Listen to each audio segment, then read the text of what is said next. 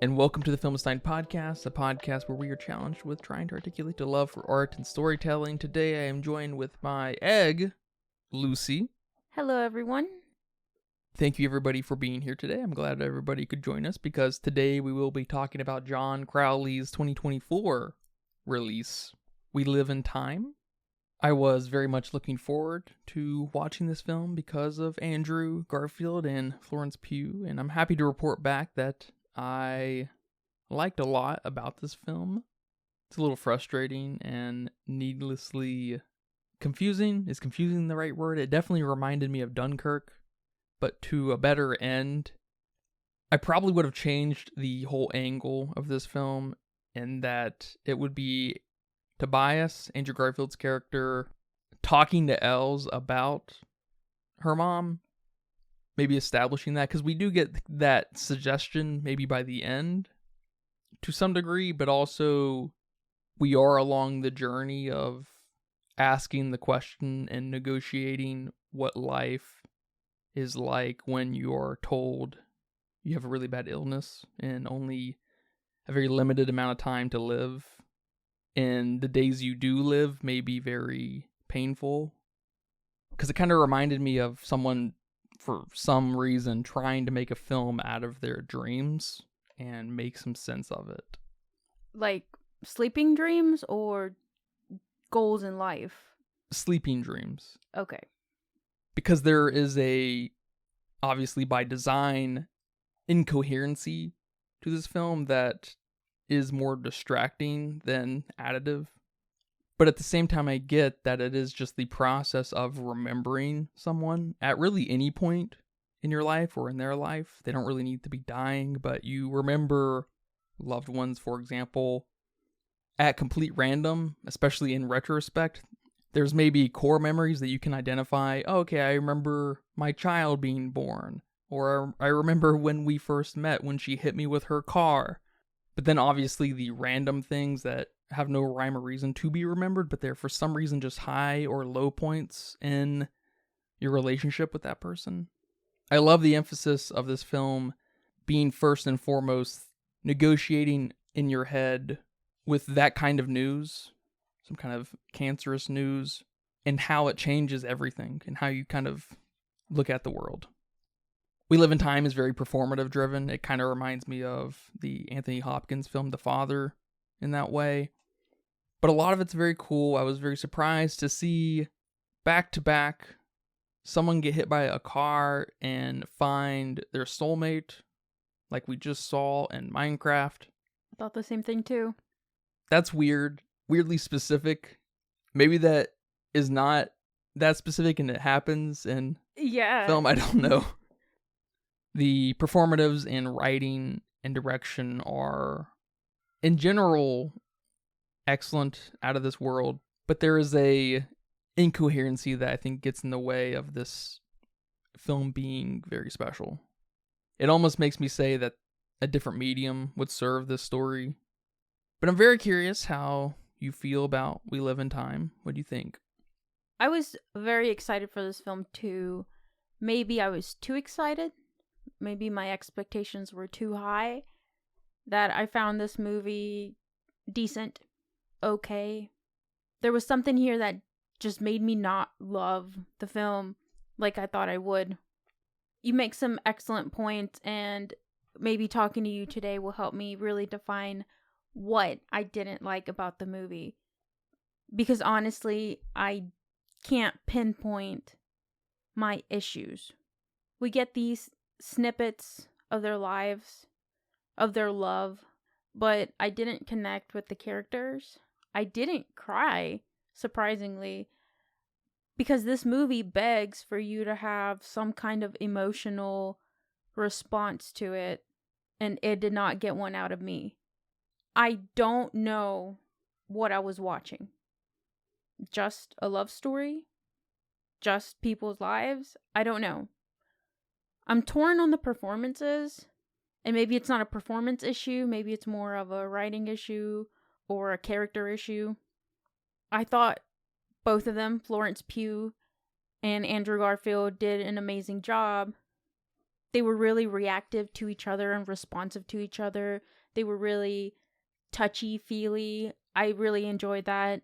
Their chemistry was definitely there. You felt the pain, the sadness in moments where nobody was saying anything. Which that's what makes me think that maybe it was more of the characters and their actions. I'm not sure. The characters themselves had some quirks to them that I really enjoyed. Like Tobias being all analytical and taking notes during all the doctor visits and asking questions.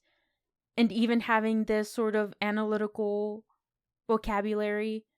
Like when she's trying to explain that she'd rather not do the chemo so she can have, yes, less time, but a more quality of life time and not be doped up on chemo or in pain or whatever. And he's like, okay, so quality versus quantity. Got it. And that made me giggle. But I had issues with this character crying during the entire movie. And if he wasn't crying, he was on the verge of tears.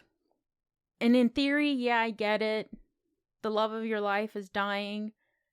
I would be crying all the time too.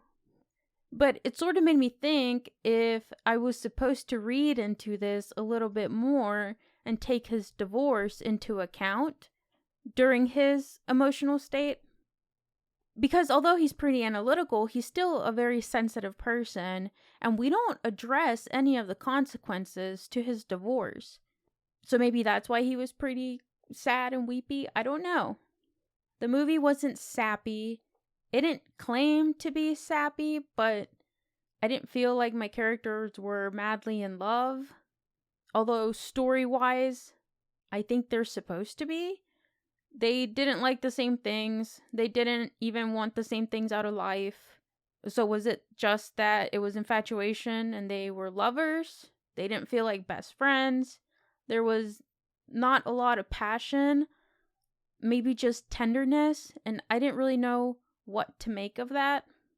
But I totally agree with you that there's this incoherence to the film, and the non-linear plot really threw me in for a loop. It kept going back and forth, and there was no consistency to the non-linearity, because there's essentially two stories being told.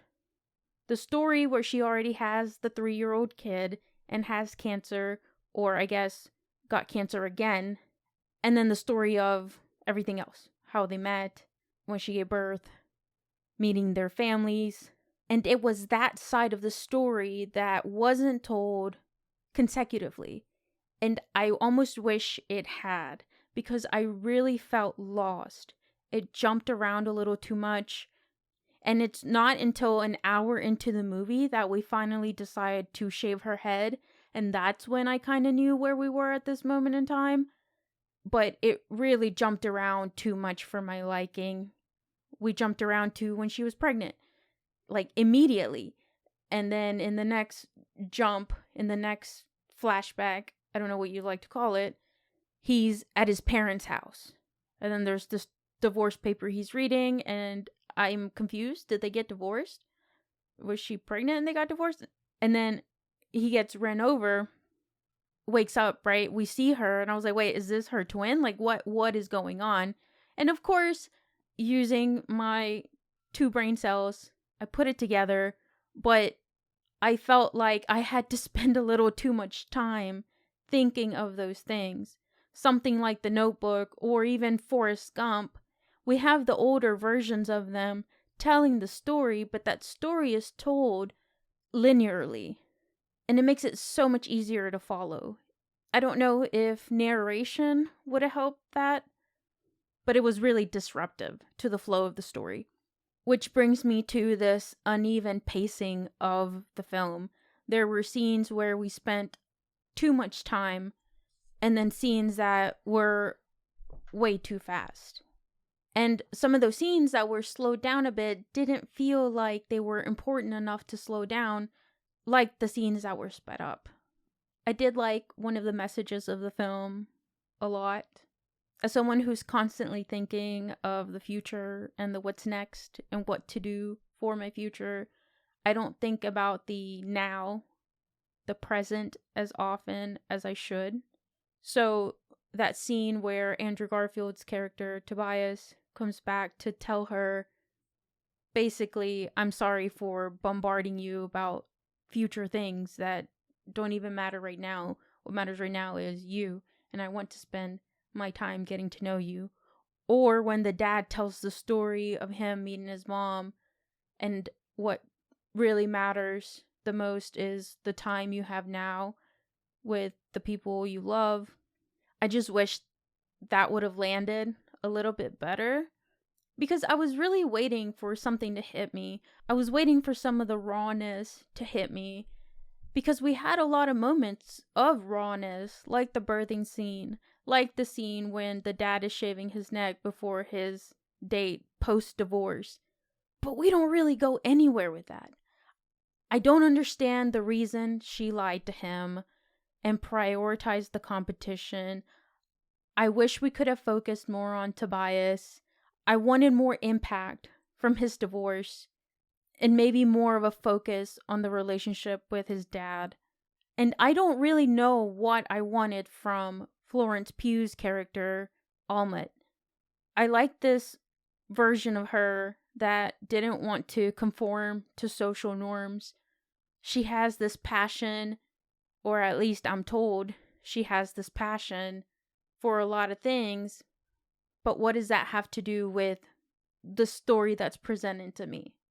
There were moments I really love about this film, but as an overall piece, some of that cohesiveness wasn't there. Yeah, I definitely think you're noticing the lack of time we spend with any of these characters. Because from scene to scene, we're having to recalibrate ourselves with where they're at in their relationship, where we are with them. The film seems to be completely predicated on the familiar experience of losing someone, which definitely asks the question, well, why isn't Tobias our eyes? Almost completely, if not completely. Yeah, it seems we only get that at the end. The end, after she's gone. Because you mentioned earlier this being a process of remembering someone, but it's really not. There's no reminiscing here for me. Yeah, it's kind of like it is, but it isn't kind of sort of situation. Because, of course, a narration would have helped sell that point. And you bring up a good point with Tobias kind of looking too far into the future to justify what he's doing now. It would have been a very great move to do the reverse, and when he's dealt this terrible hand, to become fixated on the past and still not live in the present and having to deal with that. And that's where we can land and live for the rest of the movie, because we could then focus on how Tobias is dealing with this. Yeah, that's an interesting point. Because what is the focus of the film? Because to me, it felt like Tobias was more in love or wanted more of a traditional relationship out of Almut than she did out of him. She didn't want to get married. She didn't even want a kid. But they had a kid, and they were going to get married, but... And those would have been good moves to, oh, she doesn't want these traditional things, but Tobias showing her that she actually does with him. Or maybe a moment where she still doesn't want those things, but because she knows she's got health issues, she will want to give him somebody. And we almost get to each of those points, really, but then we sprint to the next section of their lives, because that's exactly how fast your mind is racing with memories. It sort of runs the course of The Notebook, where we have these disjointed moments in these people's lives, times 10 in We Live in Time's case. But it almost sells the abundance, but it just can't stick the landing of that's the reason why we're jumping around in time. It doesn't end on Tobias telling stories about Alma 2Ls, right? It ends on a great scene, but it's just like, well, that's as disjointed as the rest of the film to some degree, but he's telling her how to crack an egg properly. Which, of course, we know that there's a meta level of storytelling where Almut told him how to crack an egg properly. And so there's something fun to have there, but the film doesn't seem to know why it's jumping around. Because before we know it, Almut's dead. She gets diagnosed, again, I guess, which I thought was a strange inclusion, that we've done this before type thing. To some indiscernible amount of time has passed, she's shaved her head, and then she dies. That's kind of the A to B to C moments when it comes to her cancer. But then we get very real-time, current problems that upset Tobias, like when she's going to the competition and he didn't know about it. I almost feel like we should have been mad at her too. But of course we were on her side, kind of like what you were saying, where we're supporting the non-traditional approach to her move in all this. Mm-hmm. But the interesting perspective of something like this, a scenario like this, well, there's only really two perspectives, right? The one who has to outlive the other and deal with that, and then the one who knows that they're on borrowed time. And I will admit, I think these two perspectives are hard to intermingle with one another, and the film seems to be more interested in Tobias, but at the end of the day, it didn't really seem to know how to pick a lane, because we had these moments of, well, I've got cancer, and I'm still going to live my life, these 6 months to the fullest. I'm going to leave a legacy. I'm not going to let it drag me down. But at the same time, the chunk of the film is a montage of remembering, more or less. And it just, those don't really overlap in a coherent way, or at least in this case. And so the point's confusing, no doubt. It never gives us a chance to connect unless you've been there before, kind of thing. Mm-hmm.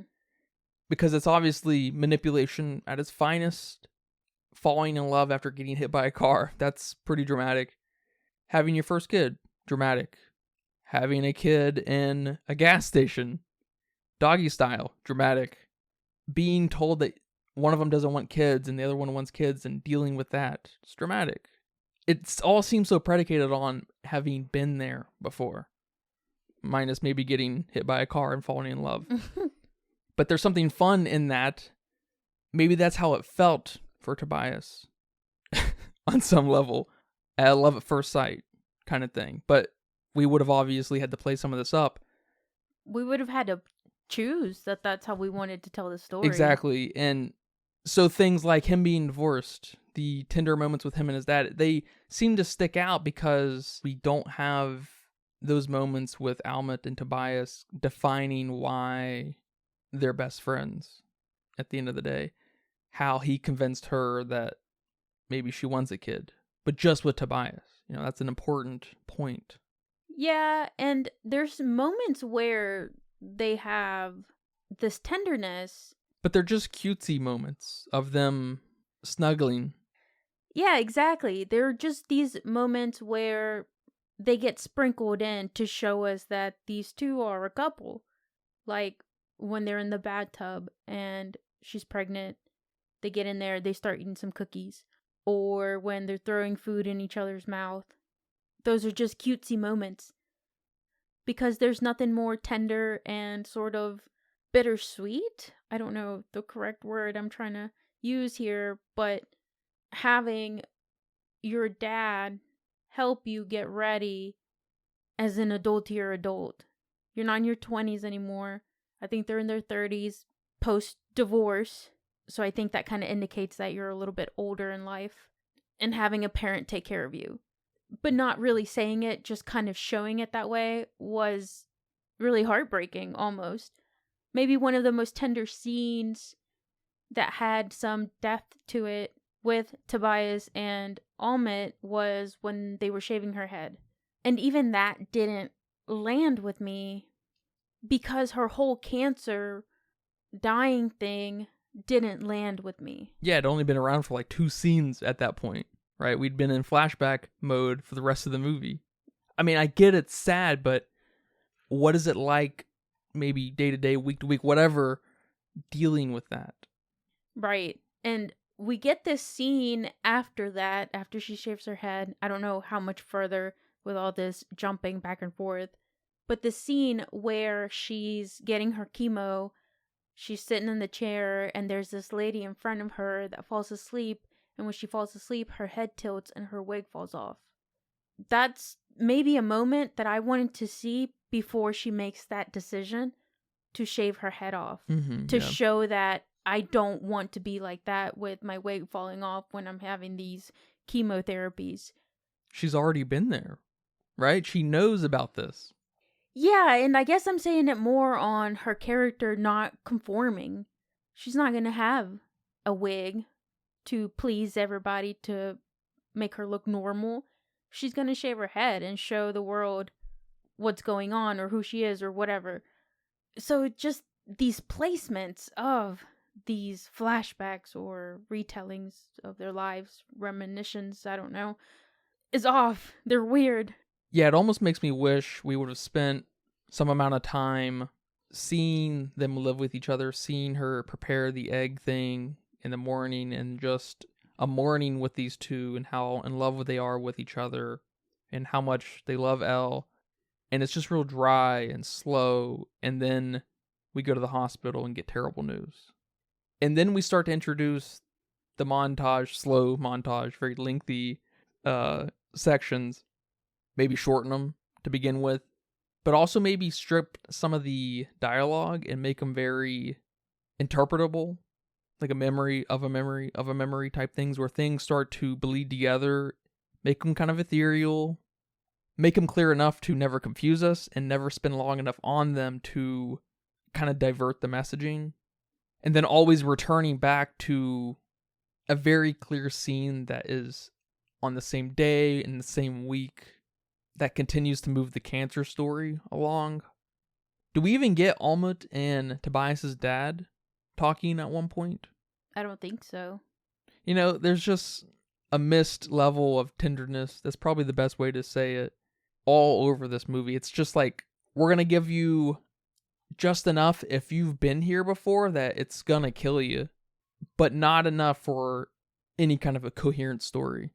Maybe if we would have bookended the film with Tobias getting the eggs, you know, taking care of the chickens or whatever, making the eggs for Els, and then ending the film on the exact same note, could help identify that this is Tobias remembering Almut to Elle. Because that is a point in the film, too, where Almut wants to be remembered for something. But then I guess it kind of turns into, well, she doesn't want to waste her talents, though, too. It's a little messy, the film. Yeah, I guess I'm not getting that this is Tobias thinking about her to Els. I'm not getting that in any interaction that he has with the daughter. She's just there. Really. And one of the most awkward scenes in the movie was when they were trying to tell her that mommy had cancer. I definitely would have liked that angle and maybe solidify, like you're saying, that she's not interested in dying and having nothing to show for it. She wants something. She wants to win this competition. And that would have been a great angle to just kind of run with, too. For someone who has cancer coming to terms with what they've left in the world, you know, because that is a problem with humans leaving a legacy. It's why so many people want kids, not because they want to have a kid, but because they want to continue that legacy. And that's the best way most know how. But that would have been a great focus and also a great point of drama between Almut and Tobias, because they could have had a big fight about her doing the chef thing. And I'm sure you'd agree that it was just a little weird for the next scene to include Tobias in the audience. Mm-hmm. Like, well, I mean, I get that he would be there, but I feel like we're missing the B between A, B, and C, you know? It's, you don't have to show me everything, but again, the film seems predicated on having been there before. Yeah, I'll definitely agree that threw me off. Especially after we had just seen him throw away the wedding invitations. We're not just fighting here that you have this competition that you never told me about. This is also our wedding date. You made me a promise. So show us coming to terms, supporting Alma's more important than you getting married, Yes. you know? Yes. Because I agree with the whole scenario. Alma doing this, doing the chef thing, winning whatever, working with Jade, feeding the culture of something she loves one last time is way more important than Tobias and Alma getting married. Yeah. Show us that that's what he decided. Because throwing away wedding invitations is not exactly that. And maybe having this moment, I don't know exactly how or where, but this moment that you already gave me a kid when you didn't even want a kid to begin with is enough for me to do whatever you want your last months of life. You have already given me the most I could have asked out of you. Now let me support you in the most you want as you're approaching the end of your life. And I guess from Almit, I wanted a little bit more of her struggles on making that type of decision, knowing that if she does this competition, it's a lot of strain on her body. She won't be getting any better. And choosing to prioritize that over her kid. Because she makes a point of that too in their little discussion. She says, I just don't want to be someone's dead mom. And then in the scene before that, she forgot her kid completely. Yeah, but I guess also in that scene, I think it does come to a head that she doesn't really know what she wants. She just wants something, and that's not cancer and not to die. And she doesn't really know where her mind is at. But it's like the only scene we get with that point. Exactly. That's a great sentiment, but this is kind of the first time we're hearing of it, and now it's too little too late to establish that this is a burden. Because she's dead in the next bit. How did you feel about the death scene, I guess? Them going ice skating, and they split away. She's on one end, Tobias and Elle are on the other end, and they wave goodbye to each other. The whole time I was thinking, wait, is this it? I mean, it's great, especially out of context, it's great, but it's like, we've spent like 5 scenes with her and cancer. That would have really worked if we played up this kind of surrealistic, ethereal remembering of them. Yes. Yeah, I guess I wanted something more dramatic than a wave goodbye. The wave goodbye could have been great if we could have figured out how to negotiate and come to terms with a definite end. Because all the drama could have happened up front throughout, and there could have been this DMT effect of it's all gonna be okay, a relaxing death. Because I liked better and got more of an emotional response from the competition scene where she takes off her chef hat and she kisses Jade goodbye and says, I'll see you soon, and starts walking away. I thought she was about to walk out the door and that was it. But then we have a tender moment where they go ice skating. I'm like, oh, that's nice. We bring up ice skating a couple of times, I guess. Like the egg, she's teaching her family something again. She wants to spend her last moments with her family and no longer in this competition. But it wasn't quite that. It was, this is the way we're showing you that she's gone. Yeah, it tried to give us this truncated, accelerated version of these rushing thoughts, because I can imagine someone in her shoes. It's like, oh man, I used to ice skate. I was really good. We should go ice skating. I used to do this. I used to do this, this, and this. We should do this. And then it's like, man, we've only got 6 months to do all this. But it falls a little flat. And I think it's mostly because we just don't spend enough time in the present.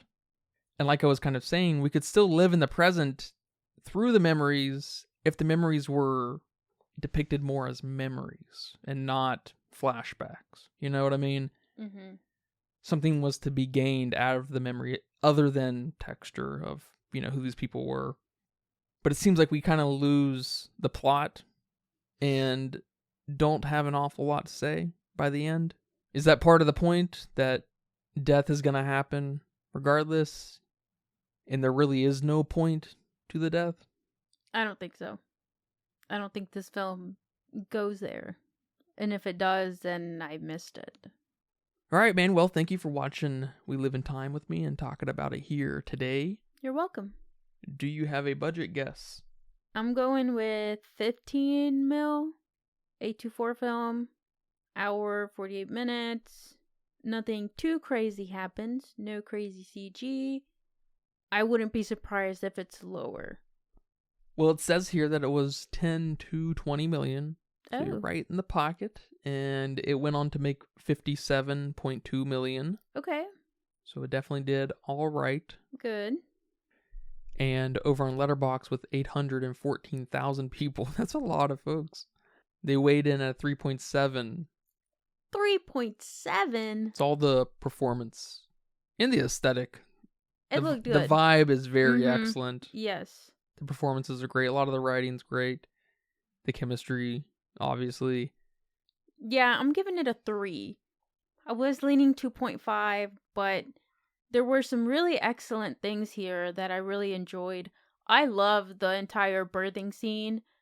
That was hilarious with the 2 gas station clerks and the father having to deliver his own baby and just thinking what could go wrong on the birthing date went wrong.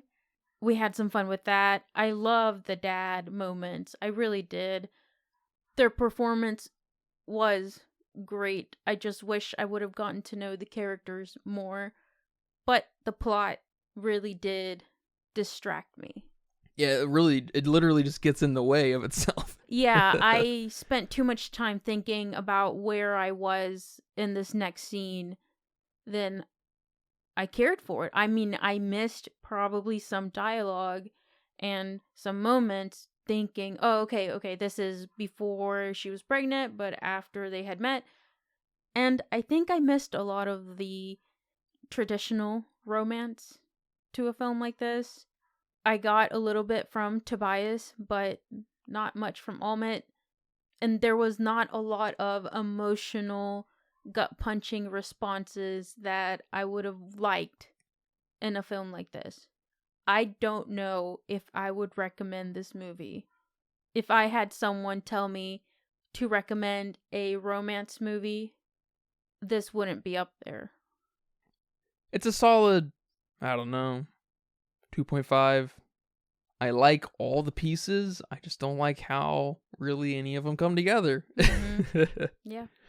But yeah, man, thank you for watching this film, and thank you guys for listening to this episode of the Filmsteins. I hope you guys enjoyed that. Remember, we post every Wednesday and Friday on all of our free feeds like YouTube, Spotify, Apple Podcasts, and our Patreon. Remember to leave nice comments, thoughts, and ideas on our Patreon as well. Come subscribe. Come request a film. We appreciate all the support. Thank you guys. But until next time, take care. Bye-bye. Bye-bye. And that's a wrap for today's episode of the Filmsteins. Thanks for tuning in and joining us on our cinematic journey. We hope you enjoyed the discussion and gained some new insights and perspectives on the world of movies. Don't forget to subscribe to our podcast on your favorite platform, especially Patreon at patreon.com/Filmsteins. And follow us on social media for more film-related content. We love hearing from our listeners, so if you have any feedback, suggestions, movie recommendations, or book recommendations, please feel free to reach out to us. Until next time, keep watching, keep loving the magic of movies. This is the Filmsteins, signing off.